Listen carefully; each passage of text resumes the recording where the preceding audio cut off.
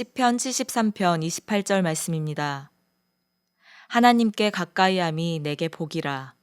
내가 주 여호와를 나의 피난처로 삼아 주의 모든 행적을 전파하리이다. 아멘.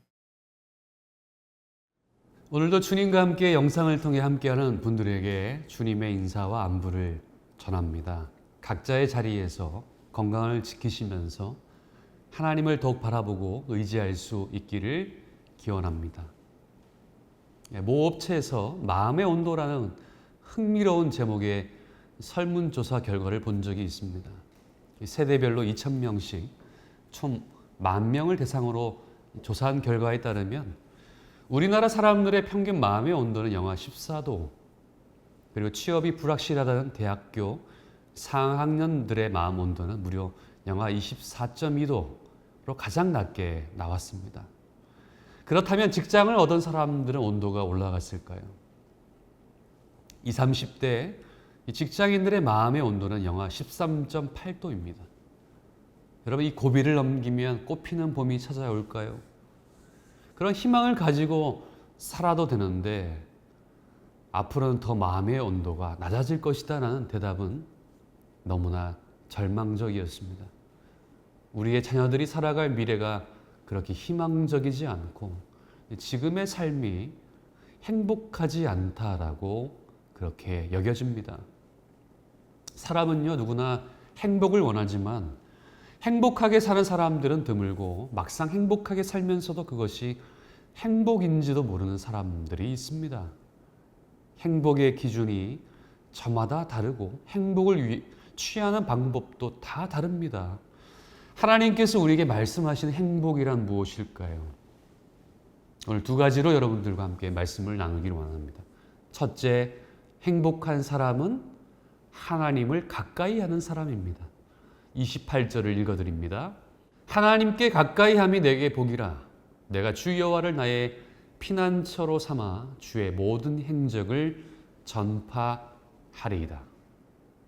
오늘 시인은요, 시편 73편에서 하나님을 가까이 하는 것이 복임을 고백하며 하나님을 피난처로 삼아 그분의 행사를 전하겠다라고 다짐합니다. 시인은 자신의 신앙을 고백하면서 이 자신이 깨달은 바를 교훈으로 남기고 있습니다. 주를 멀리함이 많은 길이요 하나님께 가까이함이 복이라.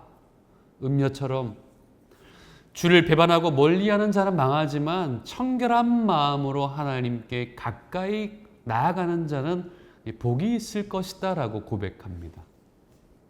그러니 악인의 형통을 부러워하거나 의인의 길을 부끄러워해서는 안 됩니다. 시인은 처음에 고백했던 믿음의 명제로 다시 돌아와 그 진리를 확증하죠. 1절의 명제는 무엇입니까? 하나님이 참으로 이스라엘 중 마음이 정결한 자에게 선을 행하시나. 그리고 이제 하나님만을 나의 분깃과 나의 피난처로 삼아 아무도 자기처럼 무지하게 악인의 형통을 보고 실족하지 않도록 하나님의 선하심을 의심하지 않도록 하나님의 모든 행사를 전하겠다라고 그렇게 다짐하고 있습니다. 그래서 시인은요, 주님 없이는 살 수 없고 주님 없이는 안전할 수 없다라고 그렇게 말하며 그것이 우리의 인생이 되어야 한다라고 고백하고 있는 것이죠. 우리가 잘 아는 시편 1편은요, 누구나 바라는 행복이란 말로 시작해서 누구나 싫어하는 멸망이라는 말로 끝을 맺고 있습니다. 시편 전체의 서론으로 일컬어지는 이 짧은 시는 인간사의 서론이기도 합니다. 인간의 온갖 삶은요, 행복과 멸망 사이에 머물기 때문인데요. 행복하기를 바라지 않는 사람은 없습니다. 그러나 아차하는 순간에 이 멸망길로 접어들 때가 얼마나 많습니까? 행복의 길을 보여주겠다라는 이 자칭 좋은 길잡이라는 이들의 많은 사설과 허망한 소리들은 또 얼마나 난무합니까? 시편 1편에서 시인은 행복을 위한 5가지 지침을 제시하고 있는데요. 그중 3개는 하지 말아야 할 것들입니다. 먼저 악인의 꾀를 듣지 말아야 합니다. 죄인들의 길은 기웃거리지도 말아야 합니다. 그리고 하나님을 조롱하는 자들과는 어울리지 말아야 합니다. 나머지 두 개는 무엇일까요? 나머지 두 개는 꼭 해야 하는 일입니다. 하나님의 법을 즐거워하는 것과 하나님의 말씀을 밤낮으로 되새기는 일이 그것입니다. 결국 누구와 가까이 하느냐가 우리의 삶의 행복을 결정한다는 교훈입니다. 여러분, 그래서 참된 행복은 어디에 있을까요? 어디에서 행복을 찾을 수 있을까요? 행복을 붙잡기 위해 부와 명예와 학위와 경제력, 남들이 부러워할 만한 대단한 인맥 같은 것 행복을 가져다 주지 못합니다. 그리스도인에게 필요한 것은요, 주님과의 거룩한 사귐입니다. 행복한 사람은 하나님을 가까이 하는 사람입니다. 오직 주님만이 우리의 소망이 되십니다. 두 번째 우리가 생각해 볼 행복한 사람은요, 감사하는 사람입니다. 데살로니가전서 5장 18절 말씀 읽어드립니다. 범사에 감사하라. 이것이 그리스도 예수 안에서 너희를 행하신 하나님의 뜻이니라. 에베소서 5장 20절입니다. 범사에 우리 주 예수 그리스도의 이름으로 항상 아버지 하나님께 감사하며. 행복을 재는 방법은 두 가지입니다. 하나는 얻음으로써 재는 방법입니다. 대부분의 사람들은요, 무엇을 얻는 것으로 행복의 크기를 재고 그렇게 노력합니다. 다른 하나는요, 이름으로 재는 방법입니다. 평소 건강할 때는 건강에 대한 행복을 잘 모릅니다. 그러나 건강을 잃고 고통 가운데, 질병 가운데 시달리게 되면 우리가 음식을 마음껏 먹을 수 있는 것도, 우리의 눈으로 세상을 바라볼 수 있는 것도, 우리가 호흡할 수 있는 것, 걷고 뛰어다닐 수 있는 것들이 얼마나 감사한지를 모릅니다. 그래서 많은 사람들이요, 가진 것을 잃음으로 인해 자신의 삶이 얼마나 행복한 삶이었다라는 것을 깨닫게 됩니다. 성경은 자족과 범사에 대한 이야기를 자주 언급합니다. 사도 바울도 고난을 통하여서 일체의 자족함을 배웠다라고 고백하면서 데살로니가 전서에 항상 주 안에서 감사를 잃어버리지 말라, 그런 말씀을 우리에게 전해주고 있습니다. 행복이란 남들과 비교해서 얻어지는 것이 결코 아닙니다. 스스로 만족하는 데서 얻어지는 것이죠. 그래서 행복은요, 멀리 있지 않습니다. 우리 곁에 가까이에 있고, 감사함으로 우리에게 주어진 행복을 발견하는 것이 너무나 중요하다는 것이죠. 1억 4천만 명의 시청자를 웃고 올린 오프라 윈프리의 이야기를 잠시 전해드립니다. 그녀는 빈민가에서 10대 흑인 미혼모의 사생아로 태어나 어린 시절 성폭행을 당해 14살의 임신에 조산아를 출산하게 되었습니다. 그런데 낳은 아이는요, 태어난 지 2주 만에 죽게 됩니다.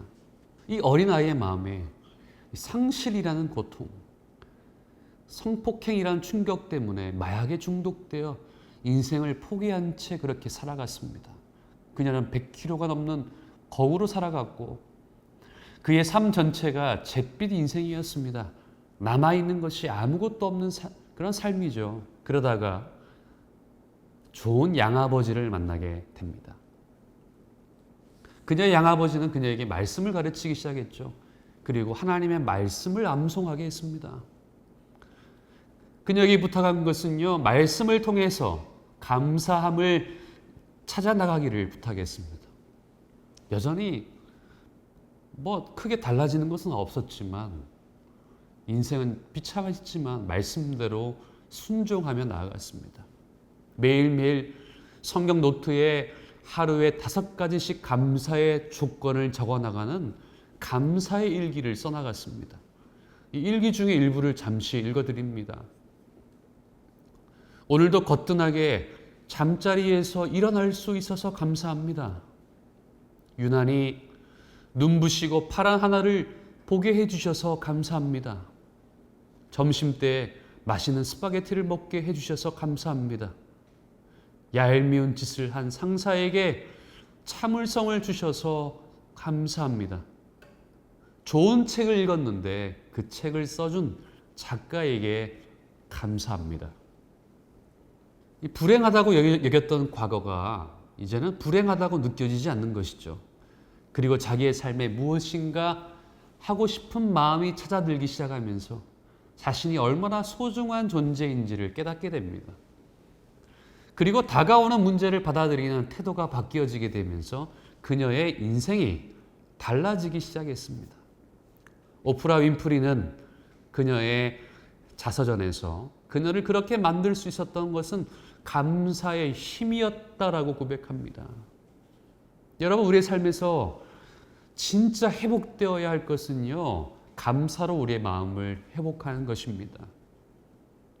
실용주의와 계산적이 되어버린 그런 거센 세상의 풍조 앞에 하나님의 은혜마저도 돈으로 계산으로 여기는 그런 야가 빠진 우리의 마음들을 돌아보게 되지요.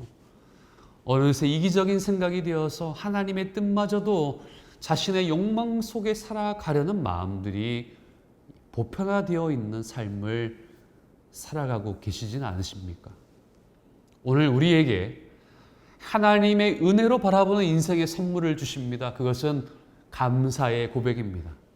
감사가 회복될 때 우리의 삶에 진정한 기쁨과 행복을 발견하게 될 것입니다.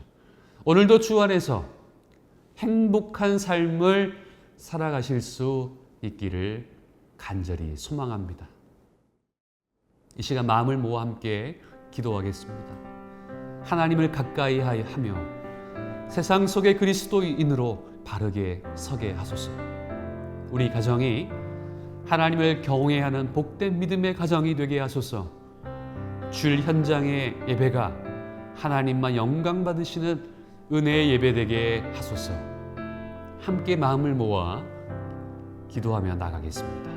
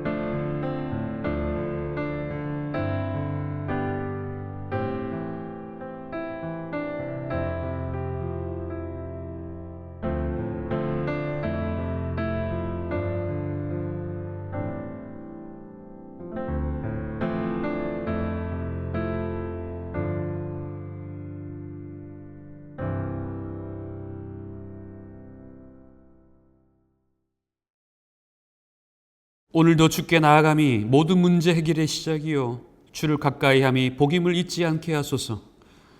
하나님이 주시는 선물을 하나님보다 더 사랑했습니다. 상처받았다 말하며 아는 것처럼 말했던 교만을 용서하여 주시고 불평하고 원망했던 모습들을 용서하여 주옵소서. 하나님께 더 가까이 나아감으로 하나님의 비밀을 깨닫게 하여 주시고 주께 가까이 함이 복이 되게 하여 주시옵소서. 예수님의 이름으로 기도드리옵나이다. 아멘.